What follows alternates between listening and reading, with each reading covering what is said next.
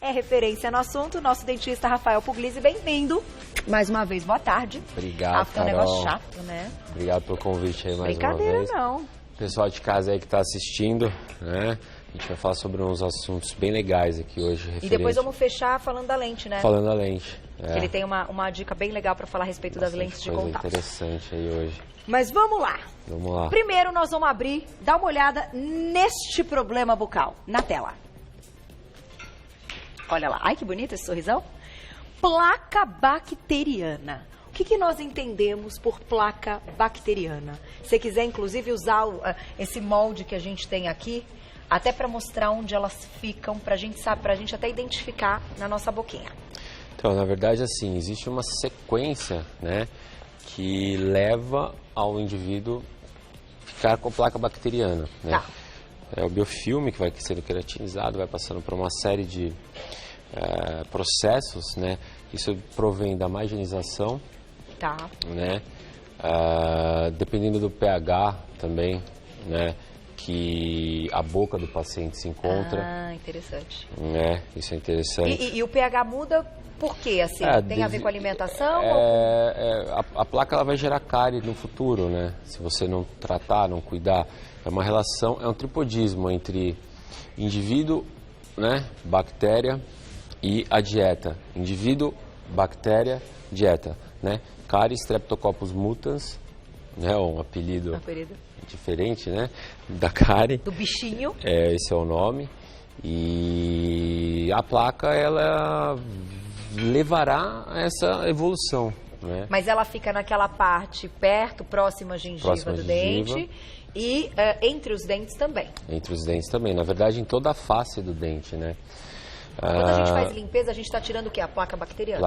Removendo placa bacteriana, escovando os dentes, todos os dias removemos o biofilme, né? Que está se gerando para que a gente remova e aquilo não vire aí algo pior para o paciente, né? Por isso que a gente pega tanto no pé da escovação, né? Ah, que bonitinho. Você já vê. Porque é um item simples, né?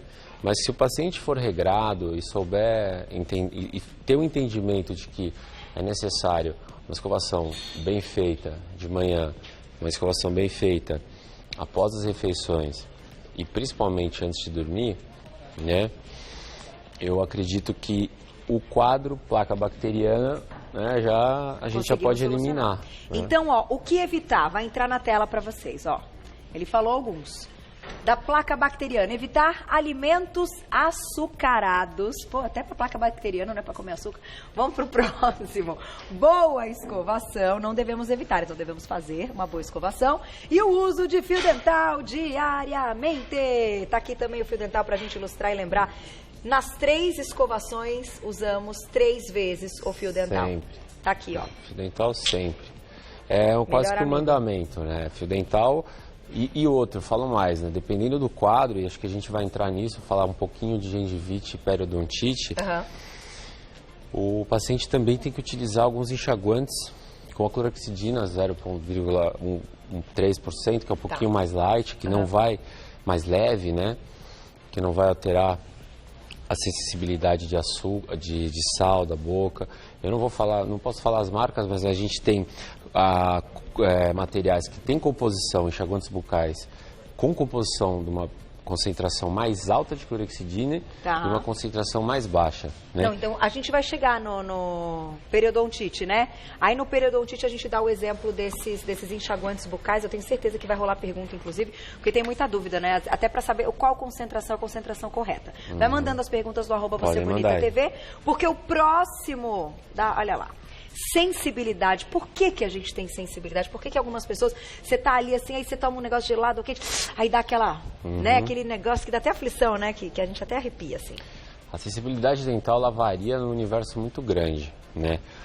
Por exemplo, um caso típico de sensibilidade. O paciente provém de uma recessão gengival, uma retração. Ele vai ficar com a raiz do dente exposta, vai gerar sensibilidade. Tá. Uma das questões. Outra questão, pacientes que fazem clareamento em excesso, vai gerar sensibilidade. Tá. Vou falar um termo, mas eu vou descomplicar, né? É inflamação transitória reversível, né? Tá. Que seria a pericementite. Isso é sensibilidade também, né? Hoje o termo mais utilizado é a inflamação transitória reversível, porque ela é reversível porque ela pode ser traumática ou não, não é verdade? E aí a gente chama de pericementite. É quando, digamos que, imaginem um sistema de articulações. Um dente tem que ser encaixado no outro, né? Quando ocorre um toque prematuro, ou seja, um toque como se ele tocasse antes, né? Tá. Imagina a carga de mordida batendo num ponto fixo que não está ajustado com a mordida ou a oclusão do paciente, né, como a gente denomina os termos, você vai gerar ali uma pericementite traumática. Aqui? Sim. Ó, a mordida é isso aqui, né? Perfeito. Tá. De repente, alguma coisa que não está ajustada? Às vezes por 0,5 milímetros. Por exemplo, se fosse aqui, ó, isso aqui encosta assim, dessa forma aqui, certo? Aí já entraria na questão de ortodontia, de questão de aparelho, mas são sensibilidades pequenas de fases reversíveis que a gente já teria que... Isso ligado até à mastigação da totalmente. pessoa, então. A saúde... Quem tem muito, então, quem tem todo dia uma sensibilidade pode estar com esse problema da mastigação. Pericementite, né? Agora, o que a gente deve evitar na tela? O que fazer para melhorar a sensibilidade, gente? Se é um negócio que acontece, fazer o quê? Vamos ver como prevenir. Olha lá. Evitar refrigerante? Sério? Tem relação? Ou é o gelado em si que tá aí? E aplicar flúor. Vamos falar do flúor, então. Então, a aplicação tópica de flúor ela é necessária nos consultórios, né? Quando o paciente... o que é... E eu achei muito interessante uma pauta que foi gerada aí algum tempo atrás da obrigação do paciente a trabalhar junto com o seu dentista, né? Porque a gente não está condicionado a esse acompanhamento odontológico, né? A gente deixa para lá, deixa para lá. Né? A medicina não, né? A gente se importa tanto, né? Faz os exames regulares, puxa, será que eu estou mal? Vou fazer meu check-up.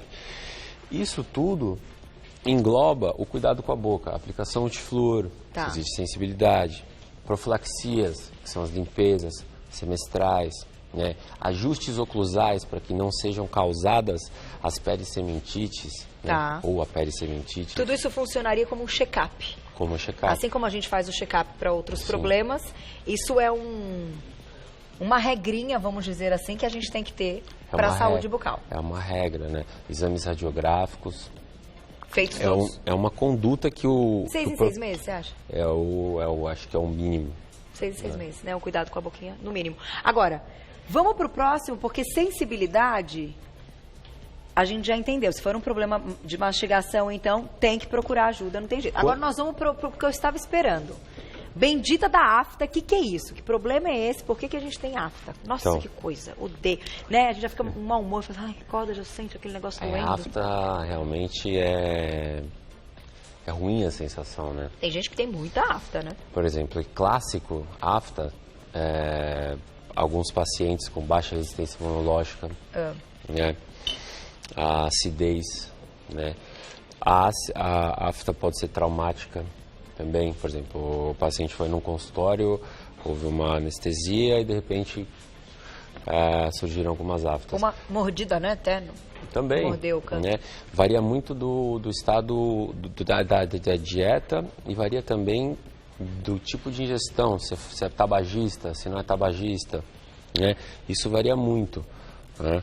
É um quadro de baixa imunidade também. Mas, por exemplo, é aquela história assim, comeu abacaxi vai ter afta. Não, a acidez... Não é para todo mundo. E algo ligado ao alimento ou aquilo que você falou, pH da bucal? Porque é o tripodismo, né? É o indivíduo, pessoa, pensem na afta agora, não mais na cárie, e pensem na dieta. Todos esses 3 itens, eles estão interligados sempre. Tá. Né? Então, se a gente perder o controle, por exemplo, uma dieta mais ácida, estou com a minha imunidade baixa, acabou, né? Vai ficar com... Não tem jeito. E tem gente que não pode comer abacaxi mesmo. Vamos ver se nos nossos itens, para evitar, aparece o que não comer. Vamos ver. Aftas. Higiene bucal, claro, né? Isso aí Não tem como, para todos os problemas. Evitar alimentos ácidos, então, e condimentos são os principais. Então é aquilo, né? Quem tem gastrite, então, tem mais afta, não tem? Quem tem aí os probleminhas... Porque aí você parte do sistema o sistema como um todo, né? Então, aí você vem úlceras no estômago. O próprio pH já de tudo ali já é um pH que ele é favorável para esse aparecimento, né? Próximo, olha lá, meninas. Esse daí é complicado, né? Cárie. Cárie é sujeira. Assim, é o bichinho que, enfim, é bactéria, é o quê? É falta de higiene? Ou a gente pode falar que cárie também é genético? A pessoa tem mais facilidade de ter cárie se ela tiver aí uma carga genética. Então, tem pessoas que nunca tiveram cáries, tem pessoas que... Eu vejo quadro de pessoas que têm uma má higiene oral e não tem, né? Então é aquilo que eu falei, a gente tem que fazer, isso não é uma conta que se fecha. Está muito relacionado entre a dieta, o indivíduo, a qualidade do biotipo do indivíduo, né? O tripodismo entre o vírus, né, a bactéria, o Streptococcus mutans, perdão. A dieta está totalmente associada a isso, totalmente, né? Quem consome quantidades exageradas de doce, tanto que quando você come um doce, às vezes você já sente uma dor, é porque provavelmente aquela região já foi premiada ali com uma cárie. Com Streptococcus mutans. Entendi. A cárie por si só. Vamos ver o que a gente tem que fazer então, olha lá. Além, claro, da higiene bucal, né, gente? Não precisa nem dizer. Na tela. Manter boa higiene bucal, isso em todos os itens, né? E usar escovas macias, isso também é importante? Ingerir bastante água, também está relacionado, então, ao aparecimento da cárie? Qual é a escova ideal? Como é que a gente entende por macia? Então, escovas nós vamos para várias linhas de raciocínio, né? Se a gente for para a linha da pério, que são os especialistas que tratam da gengiva, né? Para assim, simplificar um pouco, é uma linha, né? Eu gosto de seguir muito a linha das escovas mais macias, né? Eu não sou muito a favor de escova elétrica, né? Nem daqueles jatos de água que você dá, né? com força no dente, você libera uma força e aquilo acaba acabando com sua gengiva, né? Tá. Você tem até um deslocamento, entre aspas. E machuca, né? E machuca. Então, eu acho que escovas com as cerdas mais macias são mais indicadas. Porém, o paciente ele tem que ter noção do que é uma boa escovação, porque às vezes parece simples, mas... Mostra, né, Rafa. Mostra aqui como é que é. O ideal, né? O ideal mesmo... Vou pegar a boquinha aqui. Tem uma boca aqui? É que isso aqui é de baixo, né? Vamos assim, vamos fazer isso. Vamos aqui. Né? Por exemplo, acabei de sair de uma cirurgia periodontal, né? Uma plastia gengival. Eu vou ter que utilizar escovas cirúrgicas, não são dessas aqui, e vou massagear com muita cautela o meu periodonto, sempre tracionando ele dessa forma. Ou e fazendo movimentos circulares. Tá. Né? Uma área que, só uma curiosidade, uma área muito interessante que as pessoas acabam esquecendo que ela existe, eu queria deixar ela frisar. Pessoal, lembrem-se dessa área aqui, ó, anterior, posterior. É como se fosse aqui, ó, essa parte de trás embaixo, inferior abaixo. Essa é a clássica região onde a gente tem um maior índice de gengivite e maior índice de periodontite. Ali fica bastante, né? Fica, e o paciente vai deixando. A gengivite evolui para um quadro de periodontite. Então, a má escovação leva a isso. A escovação ideal é aquela escovação com uma pasta ideal, né? Quem tem lente de contato vai utilizar um tipo de pasta, quem não tem outro, quem tem prótese outro. Precisa ter uma pasta diferente para quem tem lente? Cada um, porque ela não pode ter... Quando você faz laminados, né, do tipo lente de contato, dependendo da técnica que for utilizada, se ela for feita na técnica maquiada, né? É a que você faz? A gente faz bastante, tanto varia, a gente faz estratificações e elementos maquiados. Você com as pastas abrasivas, que são vendidas no mercado hoje, as pastas abrasivas, para vocês entenderem, são as pastas que clareiam dentes, entre aspas, né? Que na verdade Eu também não suporto isso. Eu acho que... Que a pasta não clareia o dente. Não clareia o dente. Porque não tem como, né? Ela pode evitar talvez o escurecimento. O escurecimento, mas clarear em si, porque a quantidade é baixíssima de substâncias para o clareamento dental, né? Agora, aproveita que você já está tocando no assunto das lentes, que a gente combinou de comentar. Essa é uma técnica diferente, então. Qual? A que você faz? Ah, sim.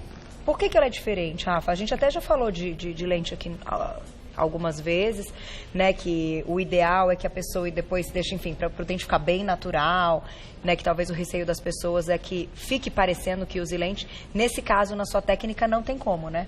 Ela fica super natural. Olha que legal, esse caso foi feito...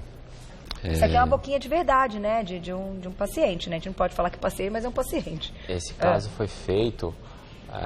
foram 6 elementos anteriores, foi feito para a gente demonstrar uma mesa clínica, mas reproduzindo dentes de pessoas de 45 anos, 50 anos para cima, onde você tem as rugas da boca, são os apinhamentos, né, são as recessões gengivais. Isso vem com o tempo. Por exemplo, se a gente voltar no tema gengivite, ou entrar no tema gengivite... Pode colocar então o gengivite aqui atrás, Glaucio, por favor. Também está relacionado, por exemplo, quem coloca lente de contato pode diminuir esses problemas bucais? É algo que está associado ou não? É mais uma questão estética mesmo? Não, a lente de contato é algo que vem para corrigir formas, né? Melhorar a anatomia do dente, né? Corrigindo formas. A gente consegue até transversais níveis de cor, né? Alterar algum tipo de coloração do dente com o mínimo desgaste possível, né? O que eu falo, que eu acho que é interessante de conscientização, é que existem lentes de contato e lentes de contato, como existem diversas coisas de diversas variantes. O importante é o público ter essa conscientização, porque hoje a gente vive num quadro no Brasil, onde são feitas mais de 27 mil lentes de contatos por mês, e o que preocupa a nós, nos preocupa, é exatamente essa velocidade com que esse tratamento vem crescendo e da forma que vem sendo apresentado. Agora, isso aqui dura quantos anos, Rafa? Então, na literatura hoje, a gente não consegue mensurar da forma que é feita hoje, né? Como assim, né? Mensurando, colocando a ideia em pauta aqui, eu vou te dar uma ideia por cima, né? Eu não tenho... eu diria que isso pode ser avaliado...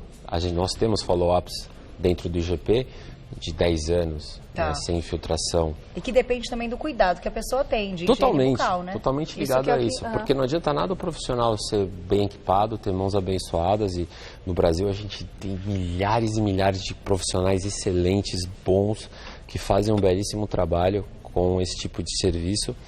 Mas não adianta nada o profissional ser um belíssimo profissional e o paciente acabar deixando de tratar da higiene oral, não acompanhar as visitas semestrais. Olha só um quadro interessante, o paciente colocou lente de contato, aí ele teve gengivite, porque não escovou. Aí a gengiva vai retrair, por quê? Quando você está com um quadro de gengivite e associou-se a pericementite, o que vai acontecer? Ela vai retrair. E aí, a lente fica como? Então, aí vai aparecer a gengiva, né? A gengiva vai ficar aparecendo ali. Aí vai parecer, puxa, foi erro do cirurgião dentista. Não foi. Pois não foi, né? Na verdade, foi falta do cuidado, foi a falta de cuidado. Então, olha que importante para quem quer tomar essa decisão de colocar as lentes de contato, inclusive conhecer essa técnica que o Rafa faz, né? Existem algumas, como ele comentou. A dele é uma dessas. Eu vou deixar contato aqui para vocês, agradecê-lo sempre, queridíssimo. Quem quiser, manda aí temas pra gente abordar com ele, pra gente conversar. Ele que cuida da boquinha aí de uma galera que está na mídia, que a gente já mostrou. O Insta, Rafa Puglisi, vai lá para segui-lo, @Rafa Puglisi, e ele é do Instituto... GUI mesmo, né? GUI Puglisi. Então, o Instituto GUI Puglisi, e lá no Insta você encontra como @Rafa Puglisi todo o trabalho, inclusive a apresentação das lentes de contato. Obrigada, meu querido. Sempre um prazer. Ótimo final de semana para você. Até a próxima. Mais uma vez.